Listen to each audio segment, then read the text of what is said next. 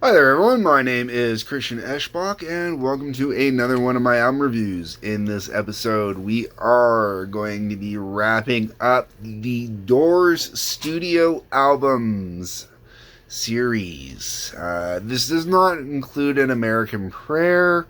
An American Prayer being the album where Jim Morrison had recorded a bunch of spoken word poetry, and then later on the band went back behind and recorded instrumentation over top of it. That is the only album that has not been covered studio wise from the Doors and probably won't be covered until I can find a copy of it.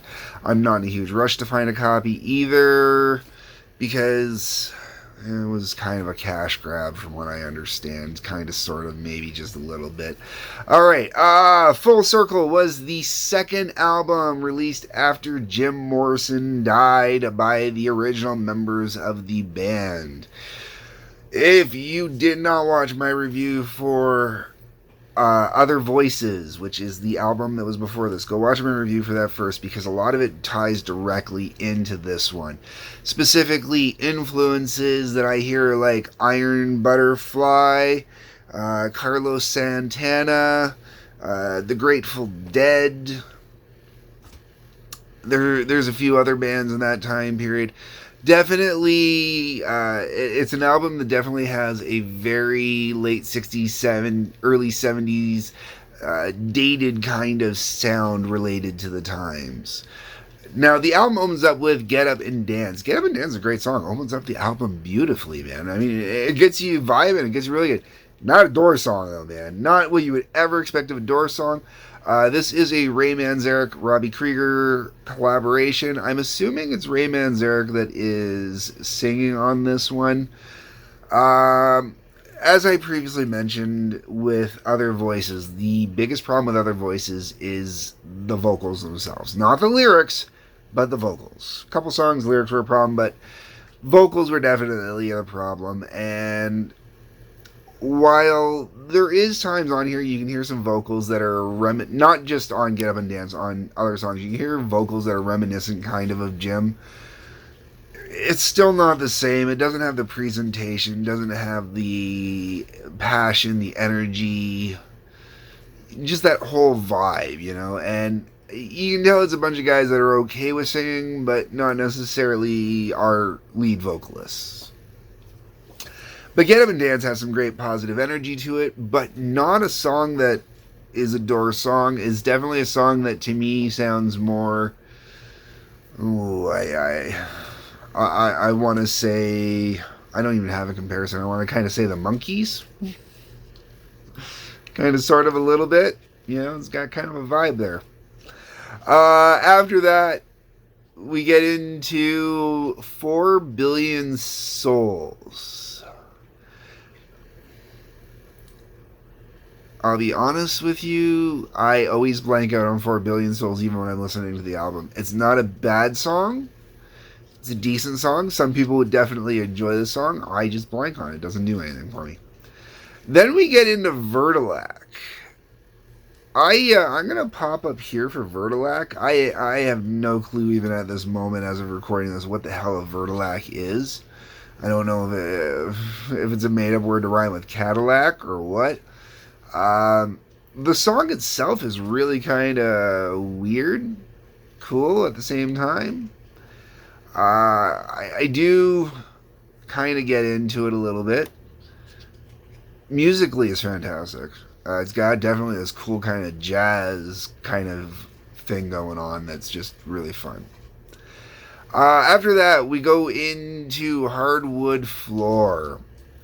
This song is definitely not a Doors song once again. You know, it's kind of like Get Up and Dance. It doesn't really feel like it should be a Doors song. 4 Billion Souls, that one's kind of Iron Butterfly-like.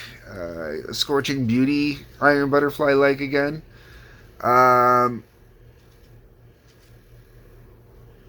Vertilac, I'm not even sure. Kind of gets a little... Vertilac, I don't even, like I said, that one's kind of jazzy. Hardwood Floor, to me, definitely kind of has a Grateful Dead kind of jam band kind of vibe to it, flow going on in it, kind of blues sort of vibe to it. I kind of really dig it, but it's not a Doors song. Rockin Good is a Roy Brown song. I really get into this one. This would be one of those covers, kind of, to me, is kind of like Whiskey Bar in its own little way. A really good rockin' vibe, Jerry Lee Lewis kind of vibe to this song. But at the same time, a little too Jerry Lee Lewis kind of to be Doorsy, maybe. You know, especially lyric wise. Definitely lyrically not what I would consider a Doors song. Alright, next song, The Mosquito. The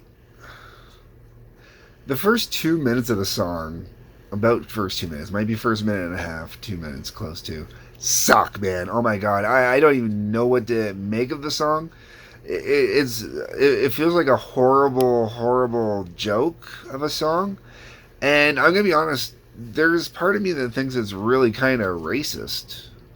But then you get into the second half of the song, it clocks in like 5 minutes and 19 seconds. You get close towards the second half, just a little before the second half. And it really kicks in this awesome instrumental bit, definitely Carlos Santana sounding. But the opening, you know, mosquito and rhyming with burrito and leave me alone, and it just, I don't like it. I think it's a horrible song. The first like minute and a half, 2 minutes. Then you got The Piano Bird. This is definitely not a song I would ever think of as a Doors song, but at the same time, it's very much a Doors song. Very beautiful song, very pretty song. I very much enjoy it. I could see Jim Morrison doing this song, and this is one of those songs that would kind of be like an off-track, sort of. A weird little track on the album if it had been released on one of the previous albums, but it would have been a really good track all the same. This is one of the songs on this album I would definitely put onto a mixtape if I needed something to slow it down just a little bit, something a little, not slow it down, but something that sounds pretty without being a pretty song. After that we go into It Slit My Mind. Good rockin' tune, really enjoy this one. But once again, you know, at this point, the band has definitely moved away from being the Doors with Jim Morrison and started trying to find their own way and becoming their own niche. And this, I think, is part of the problem with this album, is at this point in this album, it kind of feels pulled in multiple directions in multiple ways, and that can be really good. You know, like when I was playing in my band and we were playing regular and stuff like that, we definitely had songs that did not sound like each other, definitely pulled away from each other. It kind of sounded like a weird mix sometimes, but there was an overall vibe you could feel the whole way through. There was a whole overall kind of tone you could feel the whole way through, and this album doesn't have that. You know, it's all over the place with tone. It's all over the place with sound mixing and production. Not in a bad way. It sounds like a bunch of different kind of bands kind of mixed around in here. If you're a fan of the Doors and you like the instrumentation and that of the Doors, Other Voices definitely sounded very much like the Doors still. This sounds a little more or less like the Doors instrumentally even. The last song before you hit the bonus tracks is The Peking King and the New York Queen. Horrible song. Got great vibe, great energy, really kind of up and going, woo! But horrible song lyrically. I mean, my biggest complaint about the Full Circle album is the maybe unintentional racism, because, you know, we are talking about the early 70s, so that was kind of still going on a little bit. But the Peking King and the New York Queen is just way... I mean, even for that time period, kind of feels like it's a little too racist-y even for me. I'm not a fan of it. And I think the idea was supposed to be this giant comparison of East and West going on, but no. And then there's a bonus track, The Tree Trunk, which finishes off this album. It was originally a B-side. I don't know what it was a B-side to. It's just marked here as a B-side. And realistically, I would have taken out the Peking King and the New York Queen and put in Tree Trunk to finish off the album, because that would have been much better finishing. Full Circle, I would not recommend anybody unless you are a completionist and you are looking to go hardcore to get everything from the Doors. That is the only reason I would recommend picking up Full Circle from the Doors. To me, the coolest part about Full Circle is the artwork, which I guarantee I've popped up a couple times on here.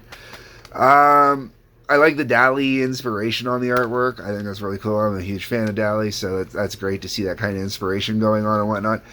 But this is not a good Doors album. It's not a bad 60s/70s album. I know it's 72 and I keep saying 60s/70s. This definitely has a lot of kind of late 60s acid rock California kind of vibe in it still. Um, with some early 70s kind of mixed in there. Not a lot, though. It definitely sounds more of a 60s album to me than a 70s album. I can see why it was basically the last Doors album, and the only album that was done after this was the already mentioned An American Prayer. Okay, folks, those are my thoughts, those are my views, those are my opinions. That's what the comment section is for. Please leave me your comment, your views, your thoughts, your opinions. Hit that like button, hit that subscribe button. There's a link to Patreon. Peace, love, take care.